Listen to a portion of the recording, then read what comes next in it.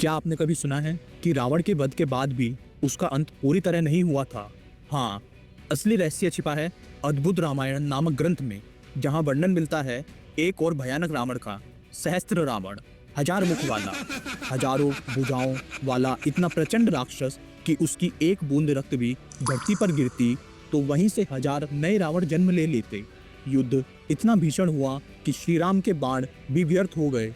लक्ष्मण, भरत, शत्रुघ्न और यहाँ तक कि हनुमान जी तक ने हार मान ली। राम जी स्वयं चिंतित हो गए, अब क्या होगा। और तभी प्रकट हुआ एक ऐसा रहस्य जिसने इतिहास की धारा बदल दी। सीता जी के केशों से प्रकट हुई भद्रकाली, और उनके चरण जहाँ गिरे वहीं आज का कलकत्ता का दक्षिणा काली मंदिर स्थापित हुआ।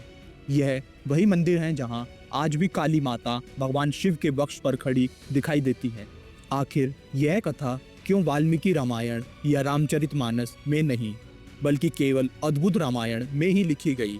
क्या वजह थी कि भगवान शिव को धरती पर लेटना पड़ा? आइए जानते हैं इस विलक्षण और रहस्यमय कथा में सहस्त्र रावण वध की। अद्भुत रामायण में श्री किशोरी जी की महिमा का एक विलक्षण प्रकरण आता है। एक दिन श्री अयोध्या धाम में भगवान श्री राम राज सिंहासन पर विराजमान थे। ऋषि मुनि उनकी स्तुति कर रहे थे और ठाकुर जी अपनी भुजाओं को देखने लगे। किशोरी जी मुस्कुराई और बोली, करुणा निधान, यह भुजदंड क्यों दिखा रहे हो? राम जी ने कहा, अभी आपने सुना नहीं, सब लोग हमारी स्तुति कर रहे थे, इन भुजाओं ने रावण का वध किया है। तभी सिया जी हंसते हुए बोली, राम जी अभी पूरी तरह निश्चिंत मत हो, अभी भी बहुत दुष्ट जीवित हैं। इतनी ही देर में कुछ ऋषि वहां आए और बोले, महाराज रक्षा कीजिए, रक्षा कीजिए। एक नया रावण उत्पन्न हुआ है जिसका नाम है सहस्त्र रावण। वह हजार मुख वाला है, हजार भुजाओं वाला है, देवता भी उससे भयभीत हैं। उसका प्रभाव अभी आरंभ हुआ है, लेकिन जल्द ही वह आकाश पाताल में फैल जाएगा। राम जी गंभीर हुए। किशोरी जी मुस्कुराकर बोली, देखा, आपने कहा था रावण समाप्त हो गया और अब सामने आ गया हजार मुख वाला रावण। राम जी बोले, तो ठीक है, अभी इसका भी अंत करते हैं। श्री राम ने शंखनाद किया, लक्ष्मण ने अपना धनुष उठाया, भरत और शत्रुघ्न भी तैयार हुए और हनुमान जी ने गदा संभाला। वानर भालू सेना गर्जन करती हुई रणभूमि की ओर बढ़ी। धरती कांप उठी, आकाश अंधकार में हो गया और सामने प्रकट हुआ सहस्त्र रावण। उसके हजार मुख एक साथ हंसे तो मानो ब्रह्मांड गूंज उठा। हजारों भुजाओं में असंख्य अस्त्र शस्त्र चमक उठे। देवता आकाश से युद्ध देख रहे थे और कांप उठे। यह तो पहले रावण से भी करोड़ गुना भयानक है। युद्ध आरंभ हुआ। राम जी के बाण बिजली की तरह सहस्त्र रावण के शरीर पर बरसने लगे। लक्ष्मण ने अग्निबाण छोड़ा, भरत ने शूल फेंका, शत्रुघ्न ने गदा चलाई, हनुमान जी ने पर्वत उठाकर मारा। पूरी धरती हिल उठी। लेकिन जैसे ही राम जी का बाण सहस्त्र रावण के शरीर को चीरता, उसके रक्त की हर एक बूंद से हजार नए रावण प्रकट हो जाते। एक बूंद मतलब हजार नए रावण। 10 बूंदें गिरी तो 10,000 रावण खड़े हो गए। क्षण में रणभूमि रावणों से भर गई। पूरा आकाश अंधकार से ढक गया। पाताल तक गूंज उठा, जय सहस्त्र रावण, जय सहस्त्र रावण।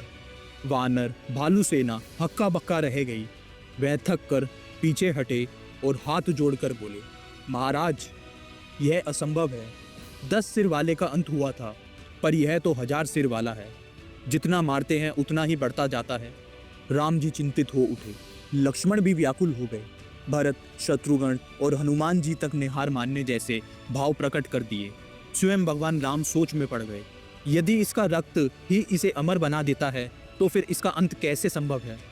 आकाश में मौन सा छा गया। देवता भी भयभीत होकर एक दूसरे से पूछने लगे, अब क्या होगा? क्या यह सहस्त्र रावण समस्त ब्रह्मांड पर अधिकार कर लेगा? सहस्त्र रावण के आतंक से व्याकुल होकर राम जी शिविर में लौटे।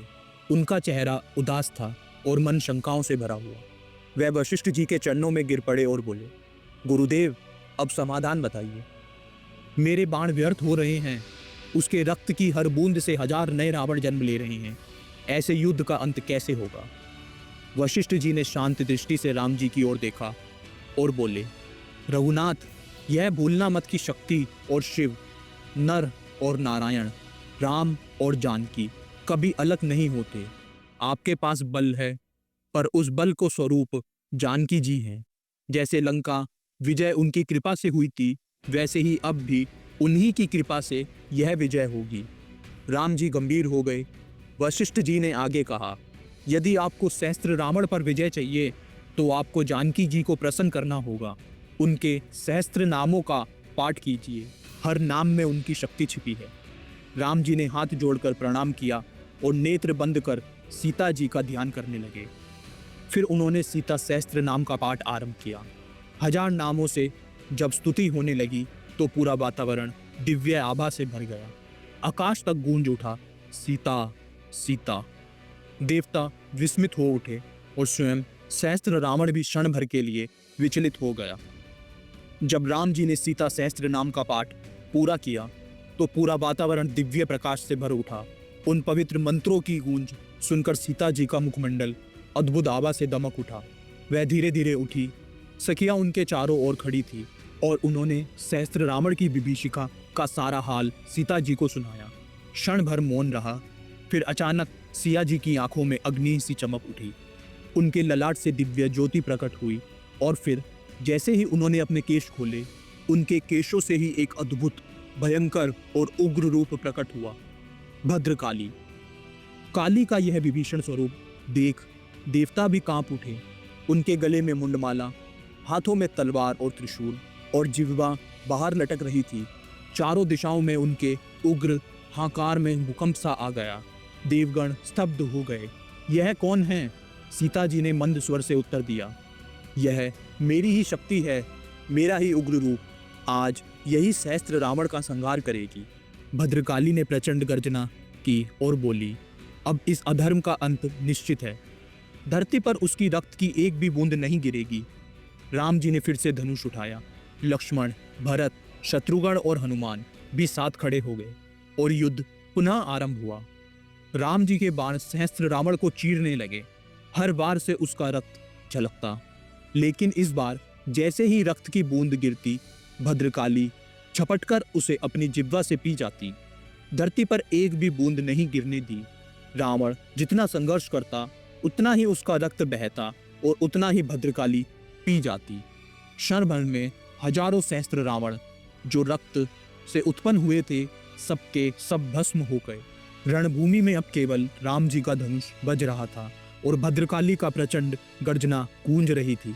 देवता प्रसन्न होकर फूल बरसाने लगे। जय सीता, भद्रकाली, जय रघुनाथ। और देखते ही देखते सहस्त्र रावण की शक्तियां क्षीण होने लगी। उसका विशाल शरीर कांपने लगा और धराशायी हो गया। जब भद्रकाली ने सहस्त्र रावण का संहार शुरू किया तो उनकी शक्ति और उग्रता इतनी प्रचंड थी कि पूरा आकाश धर्राने लगा। धरती कांप रही थी, समुद्र का जल उबल रहा था और सूर्य चंद्र की किरणें फीकी पड़ गई थी। देवताओं तक को डर हो गया था कि कहीं इस आवेश में सृष्टि न नष्ट हो जाए। तब भी भगवान शिव ने देखा कि भद्रकाली अनियंत्रित रूप से दौड़ रही हैं। वह समझ गए कि अगर इस क्रोध को रोका नहीं गया तो प्रलय हो जाएगा। इसलिए भोलेनाथ ने स्वयं अपनी शक्ति का प्रयोग किया। वह भद्रकाली के मार्ग में आकर लेट गए। भद्रकाली अपने आवेश में थी। उनका ध्यान किसी और पर नहीं था। उनका दाहिना चरण जैसे ही शिव जी के वक्ष पर पड़ा, उन्होंने देखा, यह तो मेरे प्राण प्रिय शिव हैं। क्षण भर में उनका क्रोध शांत हो गया। भद्रकाली ने धीरे स्वर में कहा, हे भोलेनाथ, आपके दर्शन मात्र से मेरा आवेश नियंत्रित हुआ। शिव ने प्रणाम कर कर कहा, माँ, आपका यह दिव्य स्वरूप अद्भुत है। आप किशोरी जी से प्रकट हुई हैं, इसलिए मेरे लिए आप उन्हीं के समान हैं। आपका चरण मेरे वक्ष पर पड़ा और इससे मेरा हृदय धन्य हो गया। यहीं से स्थापित हुआ दक्षिणा काली का मंदिर, वही आज की कलकत्ता वाली काली माता। जहाँ भद्रकाली का दाहिना चरण पड़ा, वहीं से यह पवित्र स्थान बना। आज भी भक्तों को दर्शन करने जाएं तो काली माँ शिव जी के वक्ष पर खड़ी दिखाई देती हैं। यह स्थान न केवल शक्ति का प्रतीक है, बल्कि यह रामायण और अद्भुत रामायण की कथा का जीवंत प्रमाण भी है। इस प्रकार सहस्त्र रावण का वध तो श्री राम के बाणों से हुआ, लेकिन बिना श्री जानकी जी की कृपा और उनके भद्रकाली रूप के यह संभव नहीं था। तो दोस्तों, कैसी लगी आपको यह रहस्यमयी कथा? क्या आप पहले इस कथा के बारे में जानते थे? कमेंट में बताइए और ऐसे ही दिव्य रहस्यों की कहानियाँ सुनने के लिए चैनल को सब्सक्राइब कर दीजिए। जय श्री राम।